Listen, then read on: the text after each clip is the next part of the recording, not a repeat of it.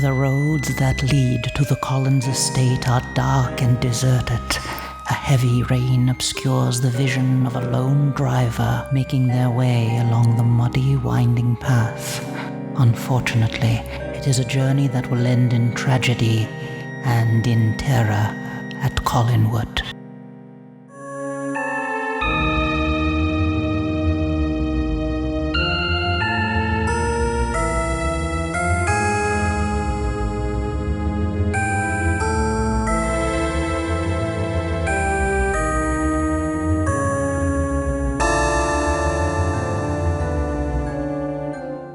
Be careful, my friend, where you tread, for I warn you now, there are spoilers ahead. Welcome to Terror at Collinwood. I am your hostess, Danielle, aka Penny Dreadful, and I welcome you to the Son of Listener Email. Yes, it's been a while since I've dipped my claws into the mailbag, but the time is nigh, and I'm going to take a look at some wonderful email messages that I've received from delightful listeners such as yourself. So thank you very much for writing in to those who wrote in, and thank you to everyone who listens to this podcast. I actually have a substantial list of thank yous here to some of the groups that I post the podcast to via social media. Apologies to those who may not be happy that I'm not as active in some of the groups. I try to be, but there's only so much time in the day that I'm willing to devote to social media, period. That said, I do want to thank all of these wonderful groups that I share the podcast to. There are so many of them, and I'm going to just start here with the forums that I post to. The Classic Horror Film Board. This is a legendary forum for fans of all types of classic horror. Classic horror film is the core of the discussions there, but there are so many different topics that are discussed. Literature and horror hosts and television, and Dark Shadows is definitely discussed there quite often. That one is run by David Colton. It is an iconic forum. It's been around for a very long time. I've been a member there for quite a while now. Again, I'm not as active in the discussions there. I do post from time to time. I certainly post about the podcast, but I think the most recent post I made I was in the thread about the Rob Zombie monsters. I did post a comment there, but I don't post that much here and there. I comment on threads, but I do check it all the time. So that is a great forum, and thank you to David Colton for allowing me to post the podcast there. I really appreciate it. There's also the Dark Shadows forums, which I've also been a member of for quite a long time. That's run by Mysterious Benefactor, Midnight, and Dom, and it's a great forum. The wealth of information that exists on that forum, I hope that never goes away, because there's so much. If you look at the old threads, there's so much amazing stuff in there. So thank you to Mysterious Benefactor, Midnight, and Dawn for letting me post the podcast there. And then, of course, there is the amazing Collinsport Historical Society run by Wallace McBride. And I really appreciate the Collinsport Historical Society allowing me to share the podcast to their Facebook page, which has a substantial number of followers. And of course, the Collinsport Historical Society is a really important part of Dark Shadows fandom. But anyway, thank you, Wallace, for that. And now I have a whole big list of Facebook groups that I'm going to list here. So if you're interested in finding out about these groups, if you're a Dark Shadows fan or a classic horror fan and you want to find out more about these groups, listen up, take notes. You may be in all of these groups already, or you might have zero interest in Facebook. You might not be on Facebook, in which case you may want to jump ahead. But I am going to read this list off because all of these administrators for these groups have been very kind in letting me post the podcast to their pages, to their groups. So I'm going to read this list off. The CHS Drawing Room, which is an offshoot of the Collinsport Historical Society. That is for fan discussion. It's a great group on Facebook. Dark Shadows 1966 to 1971, the official Facebook fan club. Dark Shadows Appreciation Society. That is a huge group, a lot of members in there. Dark Shadows Collectors, and we just had Jeff Kenny on here on the podcast in the last episode talking about collectibles, and he's the co-admin of the Dark Dark Shadows Collectors group. It's an awesome group. I've acquired some collectibles myself through that group. I really love the Dark Shadows Collectors group. Dark Shadows, The Old House. Dark Shadows Obsession group. Dark Shadows for All! And Dark Shadows Obsession, which is a separate group from the Dark Shadows Obsession group. The original Dark Shadows Experience. 60s, Dark Shadows Forever. Dark Shadows Always. Queer Shadows, gay fans of Dark Shadows 66 to 71, 91. Dark Shadows is an ensemble show, damn it. I love that title. That's a great name for a group. Dark Shadows is an ensemble show, damn it. House of Dark Shadows. Dark Shadows, the original series. Famous Monsters of Filmland and Forrest J. Ackerman Fang Club. That is Fang Club, of course. Dracula, His Kith and Kin, which in June had a Dark Shadows themed month with regular posts about Dark Shadows topics. So if you jump into the Dracula, His Kith and Kin group, in addition to discussing Dracula and other vampires, you can also look at the Dark Shadows topics and comment on those topics if you like. And also, one of the administrators of the group, Thomas Broadbent, is going to be, I believe, launching a Dark Shadows fan get-together in Rhode Island, in Providence, Rhode Island, and if I hear anything, I'll let you know. Fans of the original Dark Shadows, a gothic classic. Dark Shadows Memories and Appreciation Group. Dark Shadows Real Friends, and in between all of the words, there is an underscore. So Dark _Shadows _Real _Friends. Welcome back to Collinwood.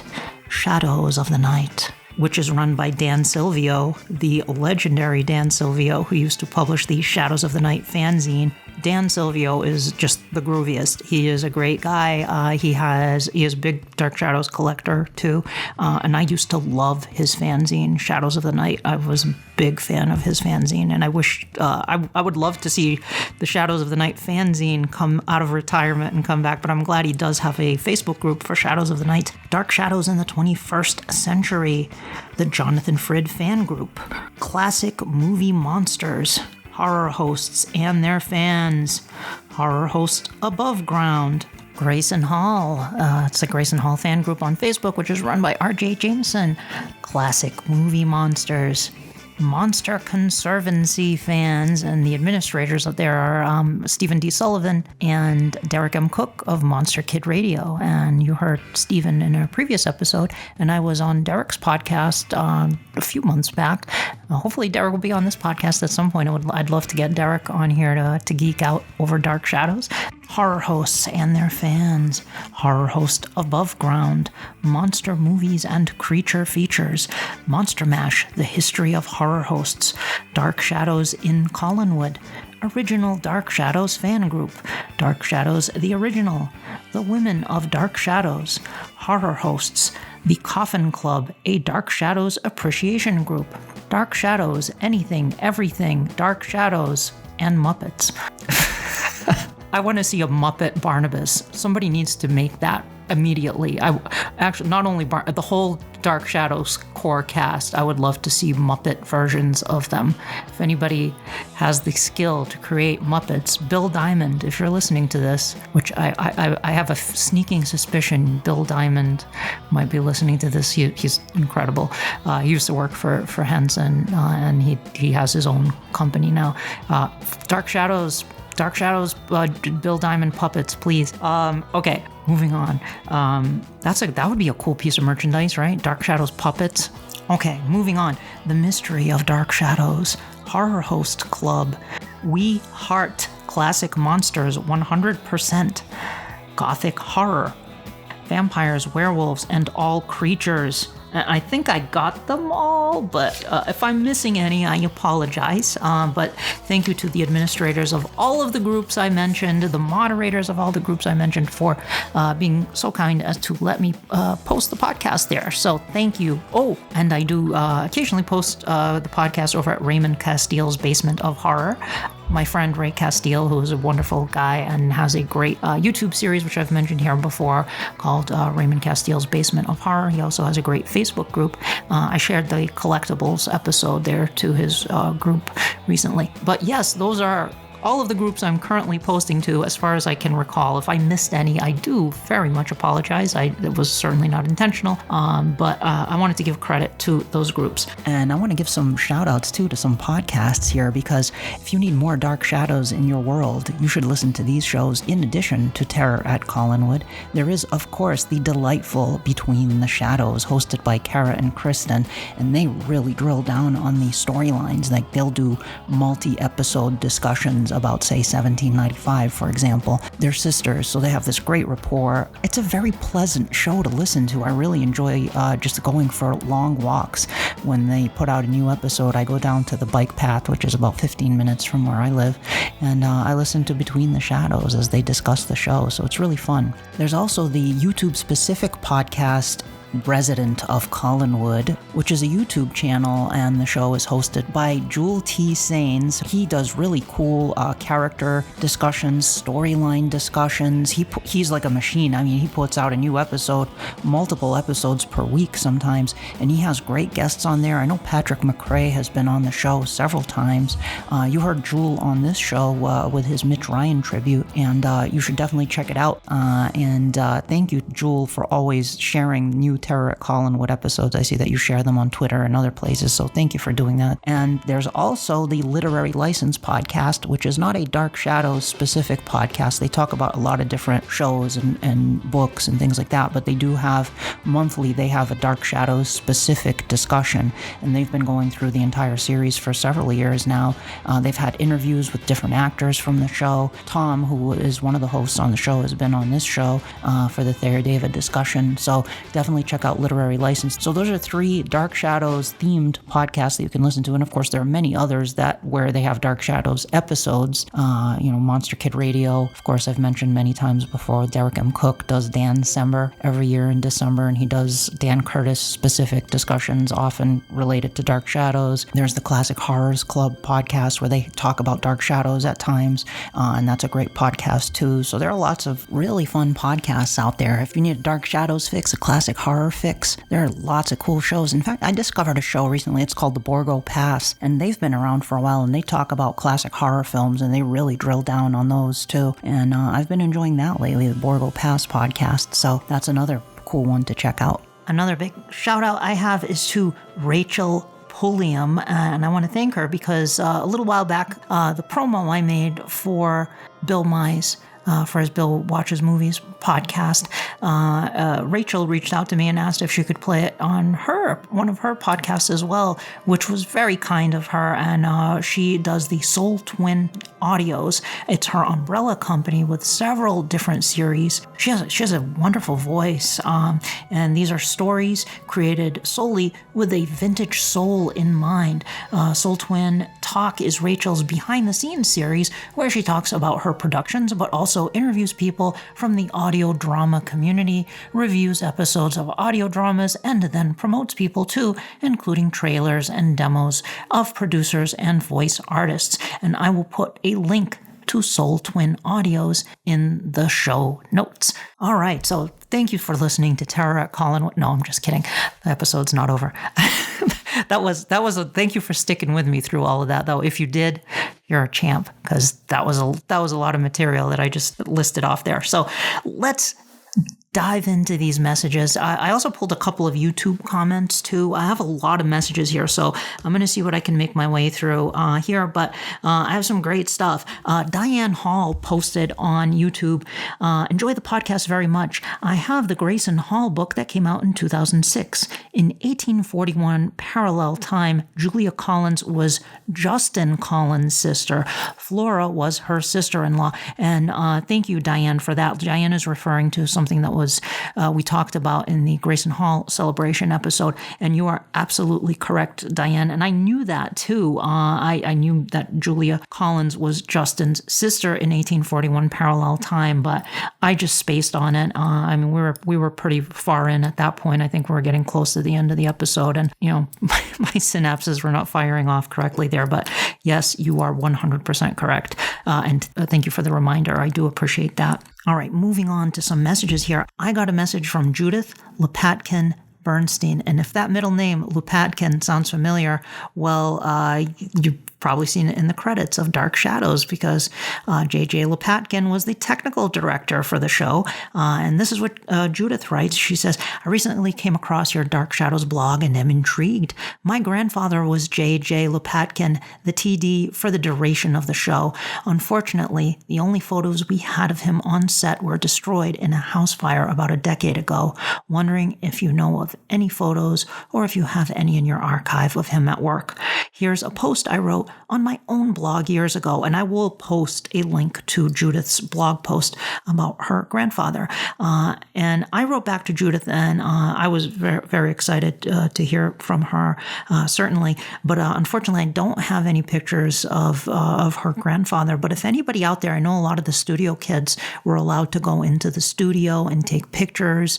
And if any of you have pictures of J.J. Lopatkin that you want to pass along to me, I would be happy to forward them to his granddaughter, Judith. Judith subsequently wrote back regarding her grandfather. She sent me a follow-up message that said her grandfather never spoke of his time on the set in any sort of glamorous way. He never even bothered to collect the Emmy statues he won over the years. To him, it was just a job, and he took immense pride in his work. He was a very special man. And then she said that they have some cool props from him. A dagger from the Dark Shadows set that he used as a letter opener, an overhead light from the set, and David Collins' jacket. And then she goes on to say he got his hair cut and pimples popped by the hair and makeup guy. So that must have been Vinny Loscalzo. But I did tell her that I would put the word out on the podcast. If anybody has any stories about JJ or any photos of him, again, please drop me a line at terror@Collinwood, all one word, @gmail.com. And thank you, Judith, for writing in. My next message comes from Joe Escobar, who you heard in the 1897 episode. He sent this to me a while ago, and I think I forgot to read it in the last email episode. Regarding Terror number 4, I think that Curtis and company were adapting Dracula.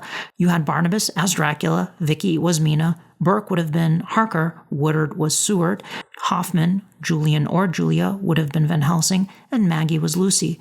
Look at episode 235. The dogs are howling. Maggie is unconscious after having been attacked several times. She's taken to the hospital and seems to die. I think she was going to rise as a vampire, but somewhere along the line they decided to extend the story. I think they were still planning to kill off Barnabas, but wanted to extend the story. It looks like we were heading on a House of Dark Shadows trajectory with Maggie as the Lucy character instead of Carolyn. I think Maggie might have been staked, and then Barnabas would have gone after Victoria, aka Mina, and Burke, aka Jonathan, being the romantic hero. I have a feeling that they were thinking they might go off the air soon and wanted to go out with a bang. I've always wondered if they got a longer-term commitment and decided not to kill off Maggie. They switched gears and started stealing from the mummy.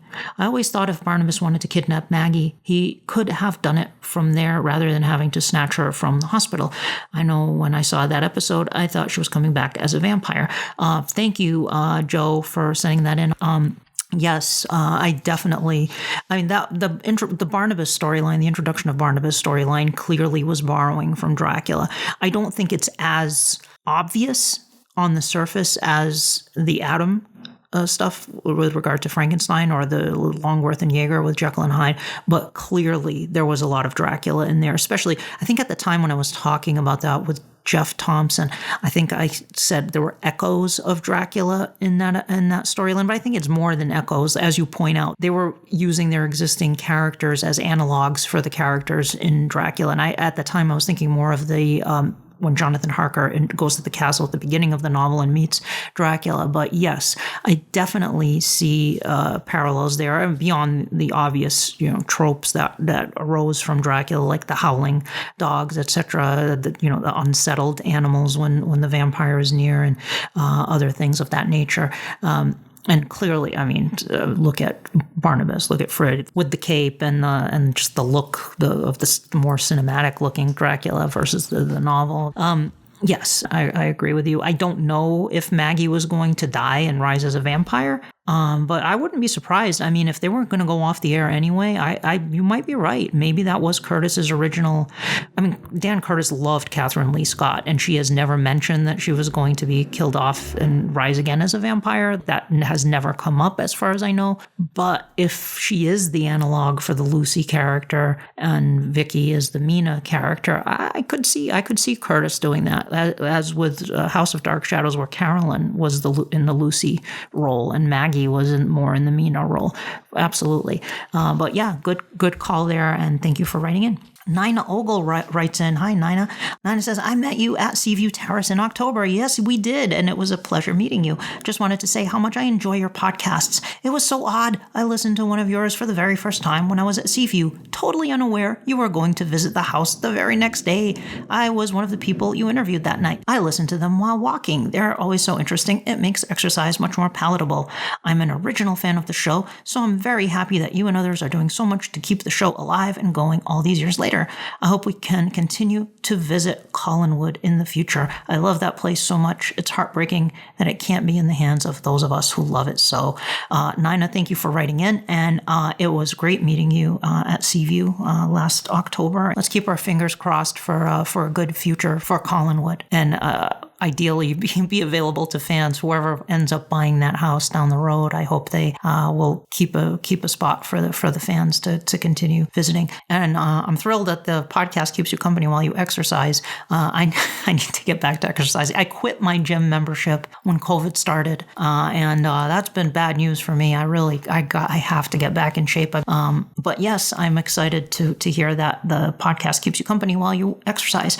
My next message comes from Daniel Myers. Hi, Penny. I was watching an episode of Dark Shadows on Tubi recently, and it dawned on me just how lucky we are to have nearly every episode of Dark Shadows to enjoy. Some television shows did not fare so well. For example, as you probably know, Doctor Who was recorded on videotapes just like Dark Shadows, and as those tapes were very expensive at the time, they were ultimately erased and used for other programs. As a result, there are many Doctor Who storylines that are lost, and we can only speculate what they might have looked like. Can you imagine having to do the same if we had lost Dark Shadows episodes? Speculating what the Count Patolfi, Parallel Time, or perhaps even the 1795 storylines were like with few or no surviving episodes. This got me interested in a possible subject for a future Terror at Collinwood episode. What is the full story of the Dark Shadows tapes being saved, preserved, restored, and even archived for the future? Well, thank you very much for writing in, Daniel. Yeah, as Dark Shadows fans, we're certainly very lucky because I've heard all about the lost Doctor Who episodes, and I know they recovered some. They found some, and then there were other ones where they had the audio only and they animated them. Fortunately for Dark Shadows, there's only that one episode, 1219. At least we have the audio for that, thankfully, which is great. Thanks to Josette Carnahan for having that and sharing that. But it would be great. I still yearn to find that one lost episode. That I just have this feeling that episode exists somewhere. Somebody has that episode. Maybe they don't even know they have it. I just feel like it must be somewhere. It must exist somewhere, and it would be amazing to turn that up. Even though, it's not the most exciting episode. It's an 1841 Parallel Time episode where Bramwell marries Daphne in Parallel Time. But it's one of the Dark Shadows episodes, right? But at least, again, we have the audio. It would be cool to have an animated version of that like they did with the Doctor Who episodes. Hey, MPI, how about you get on that? Speaking of MPI, that is a great topic. I would love to talk to Jim Pearson about that, and I'd love to have Jim Pearson on the show, period, at some point. He ran the Dark Shadows festivals. He then went to work for Dan Curtis Productions, and he spearheaded all of that, so it would certainly be great to chat with him about that. My next message comes from Bradley Friedman. Bradley says, I wanted to thank you for the amazing celebration of all things Grayson Hall that you had with RJ and Steve. She will always be my favorite on Dark Shadows, those striking cheekbones and the high theatrical style. I loved all her characters. Magda probably injected more humor into the series than any other actor in any storyline, and it was welcome, while Hoffman was every bit as good a Mrs. Danvers as the great Judith Anderson. But it was Dr. Julia Hoffman who captured my heart. Her eyes narrowed to slits when she was hurling a warning or a curse on someone, and then they widened when she was afraid, and her voice made that huge gulp as she delivered, "Oh, Barnabas," for the 200th time. I have a memory, and I pray to God it's true, of a scene set in modern-day Collinwood once Dr. Hoffman moved in. She enters holding a big vase of posies, and she says, "Enter Julia Hoffman bearing flowers." I don't know if that truly was the line, and the writers were giving us a brief taste of drawing room sophistication, or whether Grayson accidentally treated her stage directions as a line, or did it on purpose. Whatever, it's one of my favorite moments, right up there with Joan Bennett saying, "Things have certainly changed here in Collinwood." And yes, you're right. It's episode 346 where Julia says that. I double-checked the episode number. I did not know it by heart. That is an admission of not knowing every minutia of Dark Shadows. The next major storyline you've got coming up is one of my favorites, Parallel Time. I think the introduction of this storyline was one of the series' best. The search for Megan, leading Barnabas to discover a brand new phenomenon. I loved the Rebecca storyline and the Jekyll and Hyde subplot. If it kind of went off the rails in the middle, well, that's what was happening. But my favorite aspect of this part of the show was that it was the big murder mystery. The death of Bill Malloy had 4 suspects. We really didn't think Sam or Burke could have done it, which left Roger, who I believe was supposed to be the killer, and Matthew. I'd like to think that the saving of Louis Edmonds and the sacrifice of Matthew Morgan is what made the whole Stokes family possible. And the Malloy mystery took forever, but amounted to the sheriff making up his mind that it wasn't murder, and then the endless bit with Burke's pen. But the idea of Angelique coming back to figure out which of the attendees at the seance had murdered her was sublime, and Roger finally got to be the killer. As a lifelong reader and now blogger of classic murder mysteries, the murders in daytime serials were always my favorite stories. I hope when you find your guest for that episode, you guys can really delve into the whodunit. It was a high point in the series for me. Well, thank you very much, Bradley, for writing in with your thoughts. Yeah, they did the murder mystery with Bill Malloy, and then we didn't have another one of those, I don't believe, until 1970 Parallel Time. So very good points, and thank you for raising them in this delightful email. Thank you very much. Next up, I have a message from Carol Cox. Carol says, "Hi, Penny. Been itching to write to you to tell you how much I love your podcast, and I finally stopped procrastinating. What finally pushed me over the edge? But not over Widow's Hill, something you said in the latest episode with Jeff Kenny. Your idea regarding viewpoints of original fans versus newer fans is a great idea. I'm an original fan. Didn't have to run home, but I had to be home. Watched the show from day one. My mom and I always loved Gothic novels and such. Dark Shadows was perfect. My mom was a fan. She took a friend and I to see Jonathan Frid in person during his publicity tour.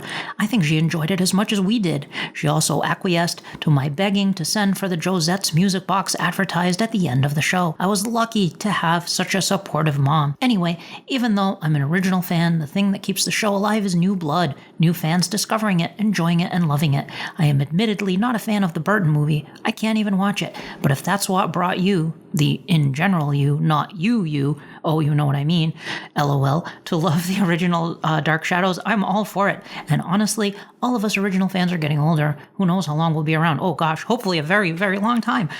We can share a love for the show and our memories, but it's the newer fans who will carry on the legacy we leave. No matter how you get there, the important thing is that you got there, if that makes any sense. And yes, it does. I feel this way about many of the things I grew up with. I'm old enough to have been an original fan of many old shows, along with a huge Beatles fan who lived through Beatlemania and loved every minute of it. I have to say, Beatlemania is one thing you have to have lived through to really know what it was like. It was amazing, crazy, and there will never be anything like it again. No matter what the fandom, musical group, or whatever, it lives via its legacy and those who carry it on. I was also a monster kid. I loved the Universal movies, bought Famous Monsters of Filmland, and had a mad crush on Lon Jr. as the Wolfman.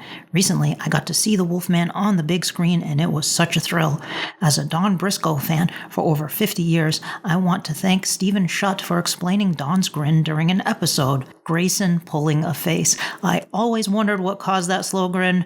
Now I know. I loved hearing that little insight. Love your podcast and look forward to each one. Dark Shadows lives. Please take care, Carol. Carol, thank you so much for sending that marvelous message. I really appreciate you taking the time to do that, sharing your memories and commenting on the different generations of fans discovering Dark Shadows. And I wish I had lived through Beatlemania. I would have loved to have experienced. I love the Beatles. It's really great that you got to experience that you were a Beatles fan at the height of Beatlemania. That is just really cool. All right, up next is a message from Dennis Willett. Danielle, sure glad your last name isn't Roger. Ha ha. Well, I see what you did there. Great podcast about Gothic. Really enjoyed it. Looking forward to your getting back to storylines. 1897 would have to be a 3 or 4-parter. I was saddened to learn about the passing of Mitchell Ryan. He was a strong male lead for the series. It makes me think that his departure changed the whole trajectory of the series.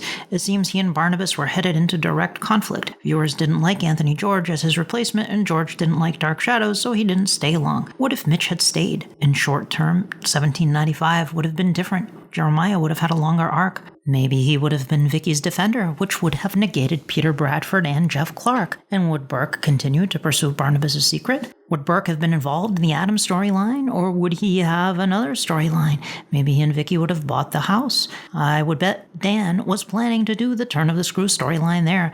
Another effect could have been Quentin. He was brought in to relieve pressure from Jonathan Frid and give the show a second lead. With Burke as a second lead, Quentin might have been unnecessary. You can go on. What might Mitch play in 1897 or parallel time? That is fascinating. Well, thank you very much for writing in, Dennis. I agree with you. If Mitch Ryan had stayed with the show, I strongly suspect we would not have had Peter Bradford. That would have been really fascinating because he looked just like Burke. I mean, history would have been changed. I think Jeremiah and Vicky probably would have fallen in love, and maybe they would have revealed that Burke is the reincarnation of Jeremiah, and they would have done this whole star-crossed lovers thing, the same thing they did with Peter Bradford and Jeff Clark and Vicky, but with Jeremiah, Burke, and Vicky. I think that would have been really fascinating, and I suspect you might be right. Maybe they would have done something like that. I mean, it certainly fits, the tone of Dark Shadows. The fabric of Dark Shadows is made up of such things. So I think potentially that might have been the case if Mitch Ryan had stayed with the show. Who knows? It's interesting to think about. We would have certainly had a gruffer, I think, Jeremiah, more in line with how Jeremiah was described prior to the trip to 1795. I think he would have been, had more of an edge to him. The Jeremiah we see with Anthony George. I liked Anthony George as Jeremiah. He was a kind person. Anyway, really fascinating stuff there. Thank you. Next message comes from John Burnside. And John says, just finished listening to episode 24, and I have to say it's probably my favorite so far. Thank you so very much for sharing this with us. I hope you do more such episodes. And that was the Gothic episode. Dark Shadows is wicked Gothic. Thank you very much, John. By the way, I have a couple of my usual unimportant comments regarding things mentioned. The concept of a multiverse in comics was originated by DC back in 1961 with the story The Flash of Two Worlds in Flash number 123. There was a Broadway musical back in 1964 called Bajor. It was about a gypsy con game in New York City and had a fairly famous cast, including Nancy Dussault, Cheetah Rivera, Herschel Bernardi, and several more folks that he lists here. Also, it was really fun to be reminded of all the merchandise. I had a bunch of it, but had to let go of it when I moved from Kansas City in 1979. I didn't throw it out. I sold it to a comics and collectibles store. Oddly, though, I kept the Barnabas teeth and still have them. John, thank you for writing in. I hope you were wearing your Barnabas fangs while you wrote that message. But yeah, I did forget about the Jay Garrick and Barry Allen Flash of Two Worlds comic. And then, of course, if we go outside of comics and television and film, we have literature that predates that, like Sidewise in Time, for example. I didn't know about the Bajor musical. That's fantastic. All right, our next message comes from Evan Butterfield. Just wanted to thank you for a wonderful Dark Shadows podcast. I love your interviews and your thoughts, like the most recent one on Gothicness. My husband and I are on our second watch of Dark Shadows, still in 1897, which is a DS arc I really love. I would ask that you check out my gallery at evanbutterfieldphotography.com, which is not Dark Shadows related. I think you might enjoy some of the images. My stuff started out as dark, creepy steampunk, including a healthy dollop of male objectification in my Gentlemen of Steampunk series, and has since evolved into just generally weird, dark, and strange with some sparkles thrown in to the rusty, creepy mix. In any case, thank you for the great podcast and keep it up. It's always a highlight of my day when a new one drops. Thank you very much, Evan, and I will put a link to your gallery in the show notes for those who may be interested in checking it out. The next message comes from Christian. I just happened to get up into episodes 1000 plus, and the behind-the-scenes photo you have of Christopher Pennock and Joan Bennett together is definitely from episode 1073, as Elizabeth agrees to meet him at 3 p.m., and you can see the clock time in both the photo and episode. Everything matches, and I just wanted to pass it along in case you wanted to add this to the page. I don't know if I added that to the blog. I need to double check that. Episode 1073 is the episode, and Christian wrote back again and says, unfortunately for you. What do you mean, unfortunately, Christian? This is great information. Thank you for sending it in. I got to episode 1184 tonight. I know you mentioned the episode number in the post, and think many of the action photos you posted are from this episode, starting with the Henry Kaplan photo. The next 4 photos up through James Storm with sunglasses are all from 1184. The 2 Kathy Cody shots are here as well. Her in trees is the rehearsal from when her character meets Jeremy Grimes in the woods, and the first picture looks to have James Storm on the right with Kate Jackson's arms wrapped around him from behind. But maybe he'll verify this was Kate when you have him on the podcast. Wow, that would be great. I haven't reached out to Jim Storm yet, but of course I certainly have him in mind for a future episode. I would love to talk to James Storm and Valerie as well. It would be great to have them on. Oddly enough, Donna Wandry had left the show after 1177 and would have been showing up here 2 weeks in filming days after her last episode, which seems a little strange. I have no idea what Leela looked like in 1971 in case this is her, but maybe Donna just stopped by. Thanks again for posting these, as they made it more fun to watch. Sorry to get so nerdy with details. Christian, please do not be sorry. That I love that kind of stuff. But yes, that is Donna Wandry. I'm not sure why she was there. She might have just been visiting the set. She might have been trying to learn stuff behind the scene, behind the camera, and how that works. Or she might have just been visiting. Who knows? She was done with the show at that point. She was not in that episode, but that was her.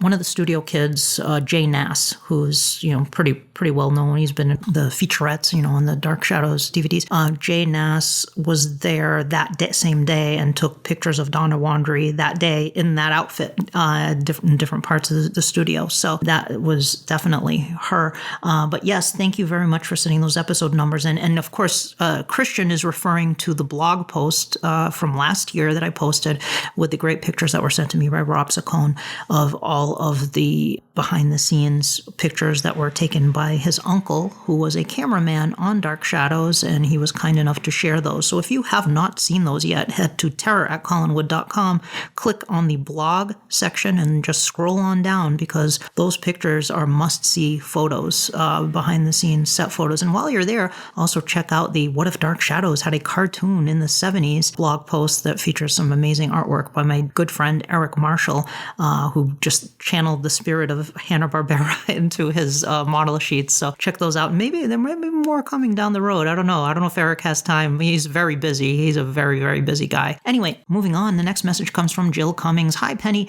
Thanks for resurrecting me. I am one of those kids who ran home from school to watch Dark Shadows in 1967. Yay. I was a little late finding out, so I didn't see the very beginnings. I was in 8th grade, age 13. Ooh, if we could only have had VCRs. After finding your podcast, I found Dark Shadows on Amazon Prime. I love listening to you and your guests discuss this amazing story and the extremely talented actors who did such a tremendous job bringing it all to life and death. I'm at episode 450 right now. I started around 14 weeks ago. I know I'll dread getting near the end. Every now and then, I find that I'm recalling parts I'm watching that I had forgotten, like recently when Vicky was on trial for witchcraft and convicted, and many more. I must have been a true fan because I had gotten a pet turtle, bowl, and food from the store. When I found him a place in my room, I decided on a name for this cute turtle, Barnabas. I love that. Thanks again for your work and research on your podcast. I've told my girlfriend, who also would run home just like me and tune in, all about your podcast.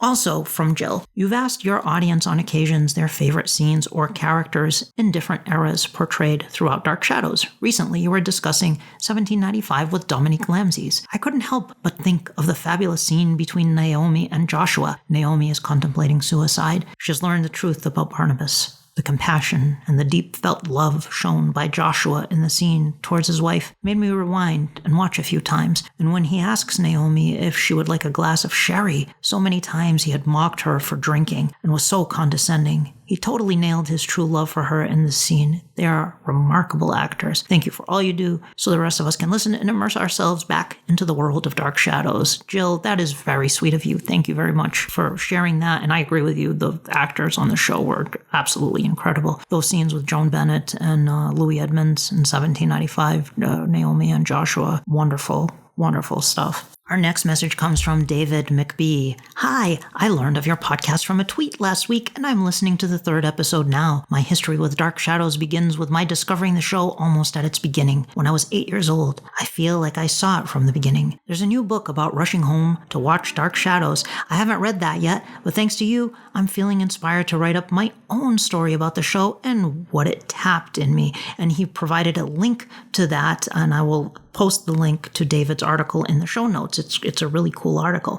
I agree the show is more about terror and suspense and gothic horror. It was never about gore. I love the old Universal and Hammer horror movies. I've never liked the slasher films, Halloween, Elm Street, etc. Only a couple of recent movies hold the same kind of suspense that Dark Shadows had. Those are The Sixth Sense, The Others, and Mark of the Vampire. Thank you so much for writing in, David. Yeah, a lot of the recent horror movie stuff I'm not a big fan of. It's just here and there, every once in a while one comes out that I like, but one I would recommend is The Witch, Robert Eggers movie that came out, I don't remember, it's a few years ago, but not that long ago, but it's I really liked that one. That one gave me the feel of more of a classic horror movie. It's very creepy, and it's not about gore or anything like that, and it's not about cheap thrills. It's just an eerie film, using like testimony from witch trials and stuff and weaving that material into this fictional narrative. It was really quite good, I thought. I also like a lot of Guillermo del Toro's stuff. I always call Guillermo del Toro the chosen one because I feel of all current filmmakers or well-known filmmakers, he is a huge fan of Gothic literature and films and classic horror films, and I think he gets it. Like something like Crimson Peak, although it has some moments where I'm just like, I went a bit too far, I think, but it has it's his Gothic romance movie, but it's supernatural, so it's really, it's a Gothic horror film as well. But Guillermo del Toro, in my opinion, he should have been the one to direct Dark Shadows in 2012. Not that he was ever on the table as far as I know, but I think Guillermo del Toro would have done a phenomenal job with a Dark Shadows movie. I think he understands what makes a Gothic horror movie tick. But Dark Shadows is very special. It's not just Gothic horror. It's Gothic romance as well, but it's also a dark fantasy too. There are so many elements in the tapestry of Dark Shadows and just the characters. The characters in the interpersonal relationship. I think it would be difficult to convey the essence of Dark Shadows in just a film, because watching a serialized 5-year story where we get to follow along and get to know the characters and care about the characters, it's tough to make that happen in a 2-hour movie. But that said, I think Guillermo del Toro would have been able to pull it off successfully. Moving on, our next message comes from Claude Debord. Good evening. I want to first thank you for these wonderful DS podcasts. I travel to work, 6 state sales, and listen to these as I drive. My parents graduated high school in 1964 and watched the show during its first run. I first started watching it on V32 in Central Florida during the mid to late 80s, then rented the discs from Netflix and would have them mailed to the house about 20 years ago. My Dark Shadows fandom has really kicked up a few notches in the past decade. I bought the Coffin set. I believe our set is number 47 out of 2,500, so we got a Jonathan Frid autograph. Any idea how many DS clubs are still going in the United States in 2022? I know of Orlando, Florida, and that's it. Wish there was a way to unite the handful of small clubs that are left. Claude, thank you so much for writing in. I do not know how many clubs are left. There used to be quite a lot of them back in the 80s and 90s, but these days I don't know. I'm sure there are more. If somebody knows of Dark Shadows clubs out there, start a Facebook group for your local Dark Shadows club. I know with COVID and stuff, people are certainly more reluctant to get together. Things are, improving. I think we're seeing more of that, but last couple of years, years. There haven't been many clubs, in-person clubs anyway. But yes, thank you for writing in. Next message comes from Jason Hensington. Hi, Jason. I know Jason. He says, love the podcast. I see that often there is mention of Big Finish audios and of Doctor Who. Sounds like a great episode for the podcast could be about the similarities between the two shows. Just a suggestion. Well, thank you very much, Jason. I do know I went to college with Jason. We did improv together back in the day. I know Jason is a huge Doctor Who fan. He is big Doctor Who fan and Green Lantern fan, as I recall. And that is a great topic for an episode, Jason. I'm probably not, familiar enough with the intricacies of Doctor Who storylines to really have an in-depth conversation about that. I'm familiar with Doctor Who. As a kid, I watched a lot of the Tom Baker episodes I remember on PBS, and then some of the Sylvester McCoy stuff. I did remember, I've watched some of the different storylines, The Talons of Wang Cheng. I remember that one with Tom Baker, and The Happiness Patrol with Sylvester McCoy as the Doctor. And then I watched some of the new stuff here and there, but one of these days I have to just really take the time to dive in fully into Doctor Who. But I think that is a great suggestion, and maybe we could have you and our mutual friend Rebecca Paiva, my dear friend, and my other dear friend Eric Parks, Rebecca's boyfriend. They're also huge Doctor Who fans, so maybe we could do a Dark Shadows Doctor Who discussion. That would be fun. Up next, I have a message from Dan Saba. I was just watching Dark Shadows and encountered one of the strangest time paradoxes in it. 1797, when Barnabas claims that the Collins family history book should still be in the courthouse because Eve has yet to go to the past and alter the timeline in 1968. And now my brain hurts. I was wondering if you've ever read any good in-canon explanations for all of the time paradoxes in Dark Shadows. Obviously, the show is still wonderful, even if the only coherent explanation is out of canon writing issues, but it would be nice to find a good way to think about it without having to resort to that. Dan, while not confirmed in any canon, my feeling is that the time paradoxes are due to the extreme tampering with the timeline on the Collins estate, starting with 1840, Quentin I's metaphysical experiment with the staircase, all the way through to Victoria and the seance, and Barnabas and Julia using the I Ching. I believe the Searway in particular caused irrevocable damage to the time stream in Collinsport, resulting in a fluidity to time that seems to just keep changing, becoming more and more unstable to the point where a hole has been punched into parallel universes in one part of the house. My friend Eric also posits the theory that the very ground upon which Collinwood was built, including the surrounding woods and the old house, are all enchanted, cursed land from a time that predates any known history. So I think it could very well be a combination of those two things.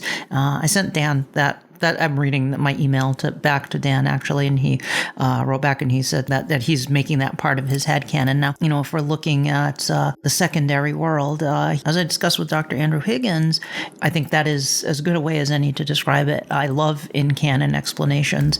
Out-of-canon explanations to me are always interesting, and I love those too, from a historical perspective and in terms of information about the show, real-life information about the show, the primary world answer to the question, but I always love in-canon explanations. So to me, the inconsistencies with the dates and times, etc. in Dark Shadows all have to do with all of the things I mentioned earlier, the time travel going on during the show, back and forth in time, doorways into parallel universes forming, and then working in Eric's idea about this enchanted land that Collinwood is built on that predates all human knowledge. There's something cursed about that land.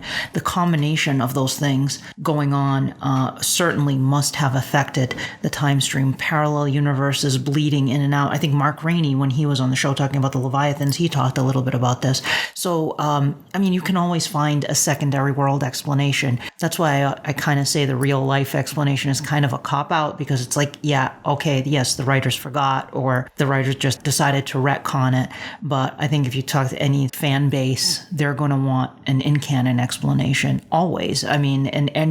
Not only with Dark Shadows, and it just makes it more fun. It's just more fun to play in that world. But anyway, thank you very much for writing in. So Chris Dingsdale writes in next. Sorry for unsolicited email. What are you talking about? I am British, so I have to ask, he says. Just a brief note of thanks, really, for the podcast, which is terrific and actually, for me anyway, enriches the whole Dark Shadows experience, or at least my own. I am, I guess, a casual fan from the UK, so it's not part of my cultural DNA like so many Americans in my age group. I am 60 in September. But it's been on my radar for a while, and I keep revisiting the program periodically.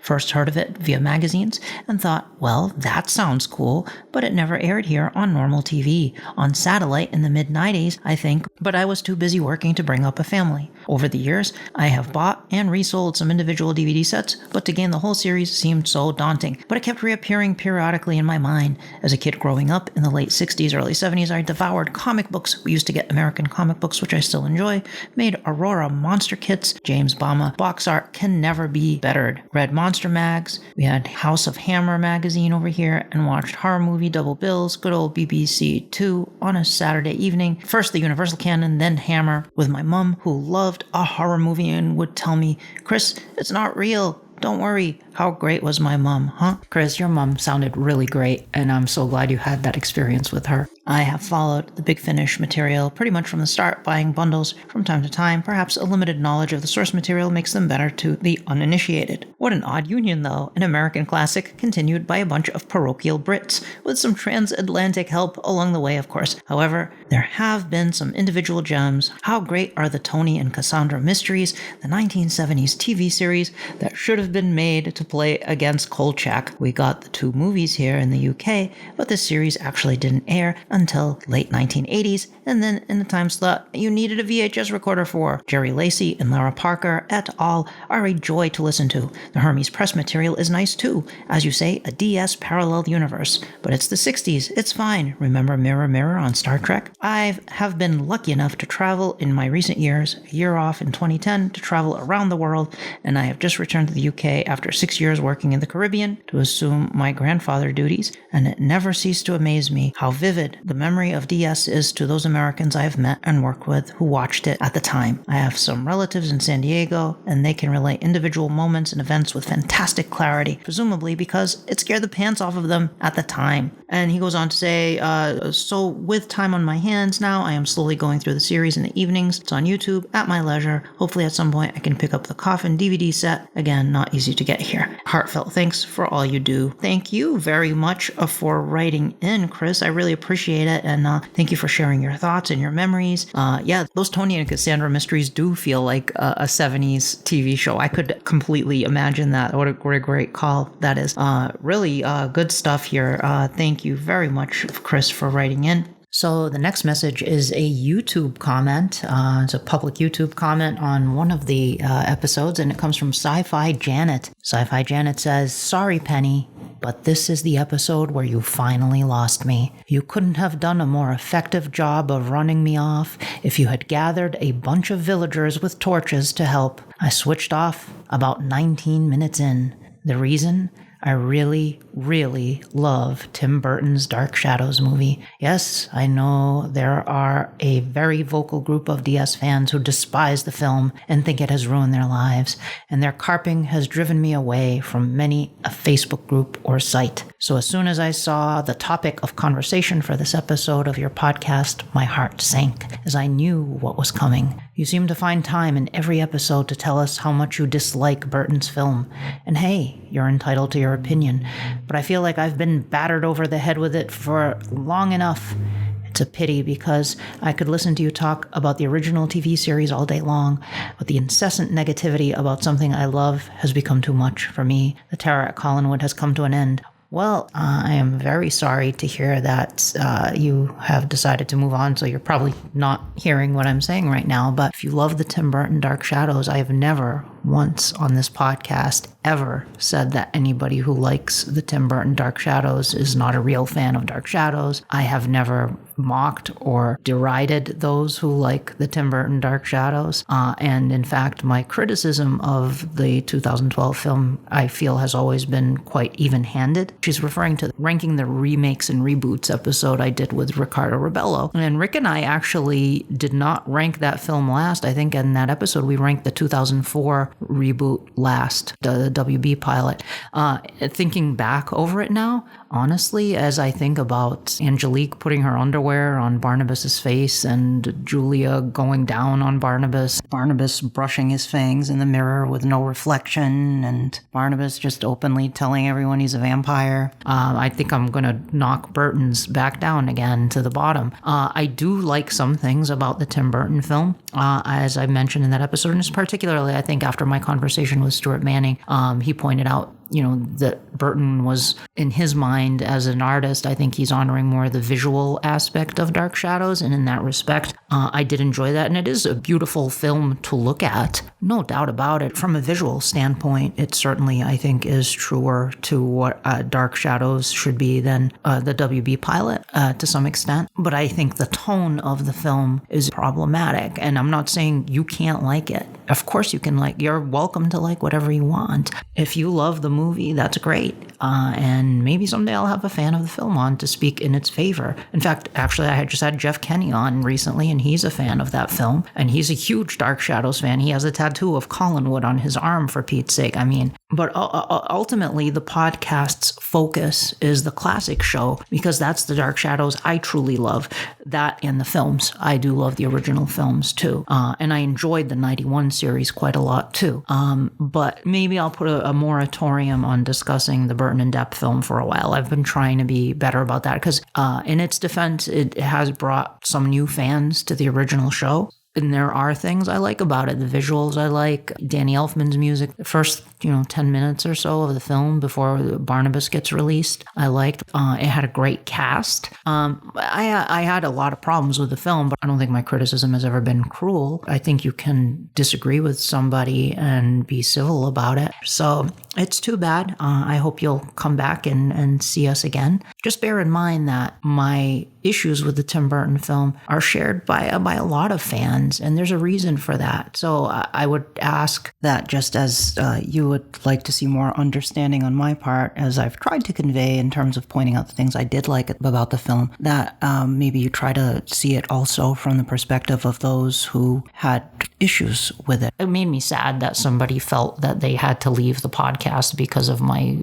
critiquing that film. But anyway, wow, I've gone on quite a bit on this one. But anyway, thank you for your comment, and I'm sorry that you felt the need to stop listening. The next message comes from Patty Karapinar. Hi, Penny. I'm currently reading a 2021 published book of short Gothic tales by Adam Bolivar called The Ettenfell of Beacon Hill. Its protagonist is the Ettenfell detective John Drake. In the very first paragraph of the first page of the first story, where the Drake character is introduced, it reads, "Satisfied with his appearance, he added a silk hat, a velvet opera cape, and a walking stick topped with an ogre's head. If people thought him a vampire, he may as well play the part. I know that other vampires have similar attire, but I like to think this is a nod to Barnabas Collins in Dark Shadows." She goes on to say, "I love your podcast. Please keep going, and don't be shy about featuring Barnabas discussions frequently. On that subject, I'm quite curious how people react to the Roxanne character. I'd love to know your thoughts." Well, thank you very much, Patty, for writing in. I love all of the Dark Shadows characters. I have to say, there isn't a Dark Shadows character that I say, oh God, do I have to sit through this? Never. Roxanne, not one of my top favorite characters.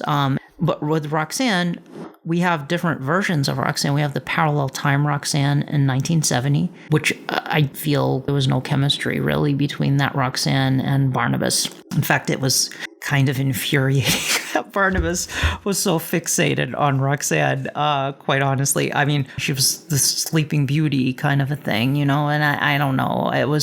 There wasn't a whole lot going on in terms of that character in parallel time.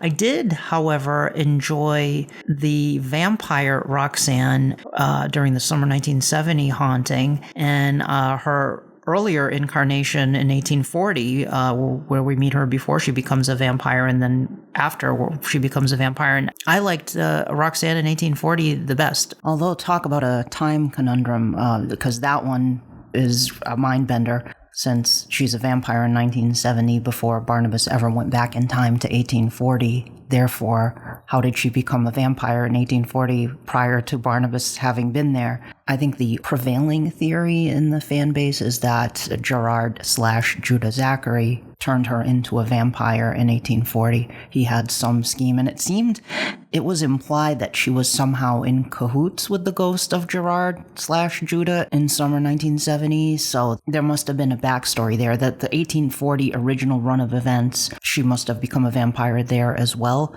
Or is there some weird time travel conundrum where Barnabas turned her into a vampire, yet he had not yet met her? Did she know who Barnabas was? There are a lot of interesting questions there, but I think the one that makes the most sense is that she was transformed into a vampire in another way, and that she was always destined to become a vampire. Another mind bender is, how is the 1840 Roxanne, who's been around for 150 years, how does she have a counterpart in 1970 parallel time? Again, I always put that off to that. Parallel time Roxanne is a descendant of an 1840 parallel time Roxanne, or a descendant of a member of the parallel time Drew family. It's the only thing that makes any sense. But a lot of times that's the case with those counterparts in parallel time. Sometimes they don't line up. But anyway, I thought that version of whether she had chemistry with Barnabas is another matter, because you always do hear people talk about, Barnabas and Josette, or Barnabas and Angelique, or Barnabas and Julia. You hear, or Barnabas and Victoria, but rarely have I heard anybody speak in glowing terms about Barnabas and Roxanne. It wasn't working for me, although I loved the interplay during summer 1970 with Barnabas and Roxanne. Although, how does he not know she's a vampire? Wouldn't he sense that she's not human? There were things I liked about the character, even the parallel time version.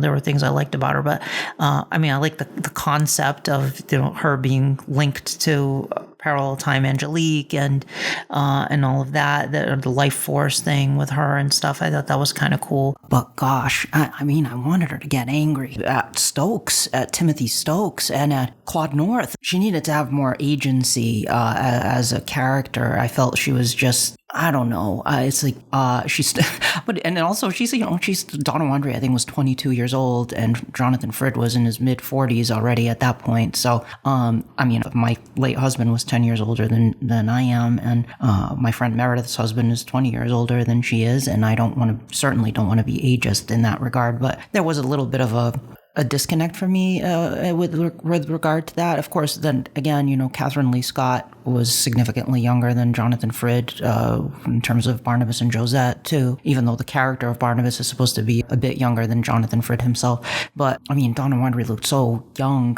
compared to Jonathan Frid. There was a bit of a disconnect for me there as well. Anyway, moving on, I got a message here from Sean Garrett. Hey, Penny, just wanted to let you know that I enjoyed the most recent podcast on the Leviathan storyline, which I've never seen. In fact, listening to the podcast has inspired me to finally, long planned, start rewatching the entirety of the show from the beginning. My previous knowledge was just memories from my late sister and the introduction of Barnabas/Adam storyline on New Jersey Network when they brought it back. In truth, I've always been a bit wary because of the huge stretch of time and the fact that I'm not really a fan of serial TV, but I recently decided that I did need to just grapple with it, and I do love live TV from that period, with the final push coming from listening to the podcast.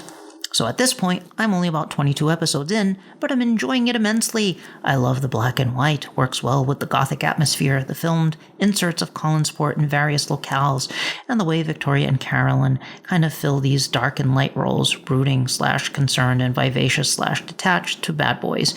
And also how the show is so much trying to set up potential storylines, that everything is fraught with mystery and unspoken intrigue. David is the strange child who Carolyn seems to feel is worth being wary of, but really he's just sensitive and ignored. I think my favorite character so far is Roger, who I always liked. My favorite in general has always been Willie Loomis, but he hasn't appeared yet. I really like Louis Edmonds' speaking voice. It's like he figured out a way to incorporate the lockjaw approach of the New England wealthy. Think Jim Backus as Mr. Howell, but just a trace of it so as to not be cartoonish. Looking forward to finding out just what Burke Devlin's overall plan is.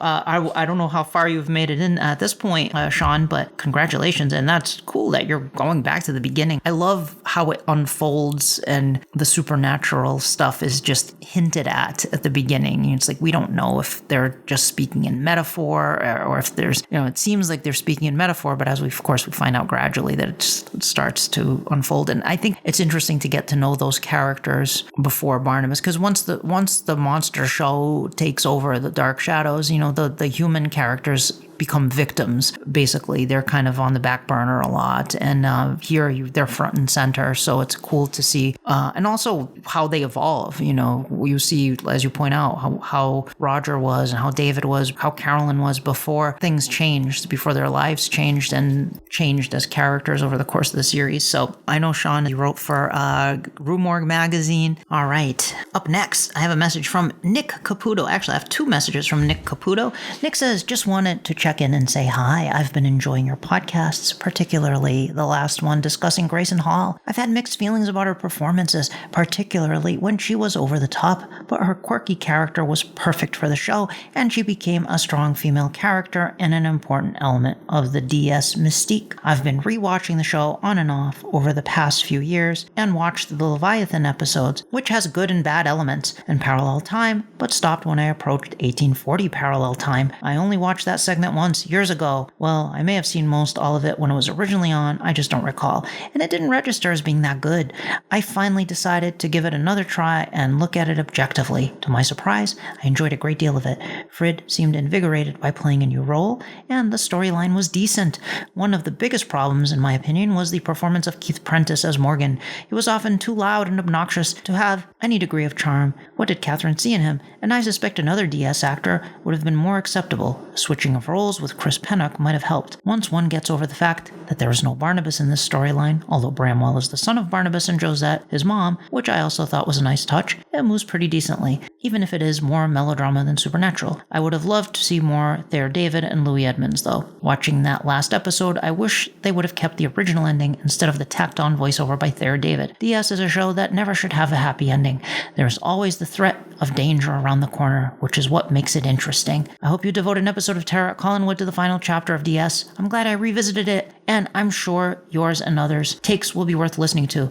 Well, thank you very much, Nick. I absolutely plan to devote an episode to 1841 Parallel Time, as I have with all of the other major storylines so far. I'm still making my way through those, but yes, for sure, 1841 Parallel Time will be discussed. I agree with you. I think my first experience with 1841 Parallel Time, before I had ever watched it, was reading the synopsis in My Scrapbook Memories of Dark Shadows and raising an eyebrow and saying, what? And then reading the concordance, I got a little more of an in-depth understanding of it and was still kind of like, And then I watched it when it came out on MPI on VHS, because I was getting all the VHSs, and I watched it, and I enjoyed it. I didn't dislike it. It was, at the time, my least favorite storyline because it was so disconnected from the rest of Dark Shadows, and in some ways I still feel that way. Like, it's sort of an island unto itself. There is nothing that tethers 1841 Parallel Time to the characters we had been following for all those years prior to that. So it's in a parallel band of time with none of the characters that we know. So I still have some issues with it, but I did enjoy it a lot more when I rewatched it. I really liked it. I had been quite a number of years since I had seen it, and I watched it again, and I said, this is really actually quite compelling. I liked the lottery aspect of it. The Wuthering Heights aspect was cool. I thought I liked 1841 Parallel Time a lot more than I remember liking it. So, I think it's worth having another look at it for people who maybe don't care for it. A lot of the episodes, I think after 1897, a lot of fans have mixed feelings about all of those storylines, with the notable exception of 1995, which I think most people unanimously that I've seen tend to like 1995. But all of the other stuff after 1897, people gripe about.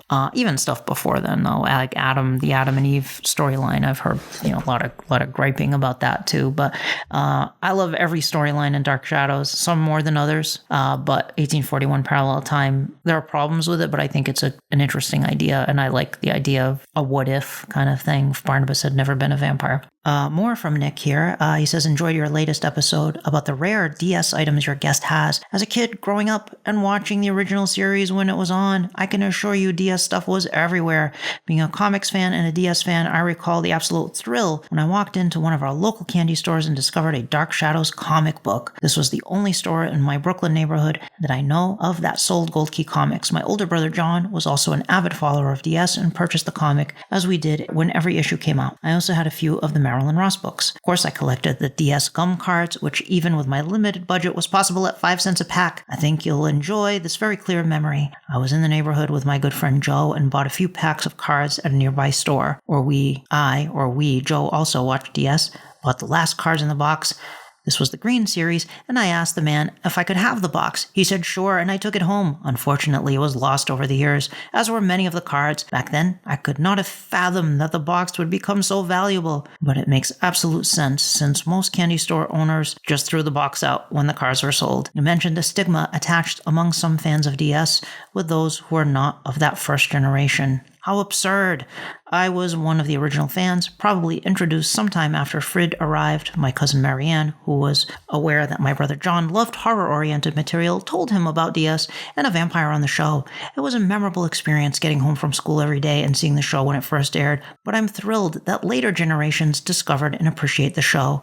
I wasn't around when Jack Benny was on the radio, but I enjoyed it when I heard it, as my mom did when she listened to it as a kid, or Laurel and Hardy, or the Marx Brothers, or James Cagney movies, or Max Fleischer Popeye cartoons. It makes absolutely no sense. I'm happy that younger people are enjoying the show. Otherwise, it will be little more than a distant memory of interest to few. Well, thank you so much for writing in with your thoughts, Nick, and sharing your memories. And I agree with you, particularly, when you pointed out things like Laurel and Hardy and the Fleischer Popeye cartoon. I love that stuff. Going to mention him again, Uncle Valdemar, when I was a kid. I mean, we watched that stuff too, alongside Universal horror films and Hammer horror films and Dark Shadows. We were watching the classic comedies as well. We would watch Marx Brothers, W.C. Fields, Laurel and Hardy, Abbott and Costello, Three Stooges, all of that. And cartoon. I loved cartoons growing up. I still love all those classic cartoons, the Fleischer Popeye cartoons for sure, and Woody Woodpecker, Looney Tunes, Tom and Jerry, the Disney shorts. I used to love those as well. All of that. I mean, those were all created before I was born, and I loved them all. So, I mean, there are very hardcore fans of all of that stuff today. I'm not going to profess that I'm like an expert in those things. I don't know every detail of W.C. Fields' life. I don't know everything about Mae West, but I love those films. It's great stuff. But a fan who watched those films in the 30s is not necessarily like, these are the only real fans of the Marx Brothers, are the fans. But wait, are the fans who saw them in the movies not as big fans as those who watched the Marx Brothers perform in vaudeville? That was probably fandom back then. That was how it worked. Anyway, yeah. So, good message there. I am running out of steam here. So while I would love to keep on going and reading more messages to you guys, I'm going to have to call it a day. The sun is setting over Collinwood, and we know what happens when the sun sets. Things get a little scary, a little hairy. Please subscribe to the podcast. Thank you very much for listening. And for as long as they lived, the dark shadows never truly vanished, for there will always be terror at Collinwood. Terror at Collinwood is a Penny Dreadful production.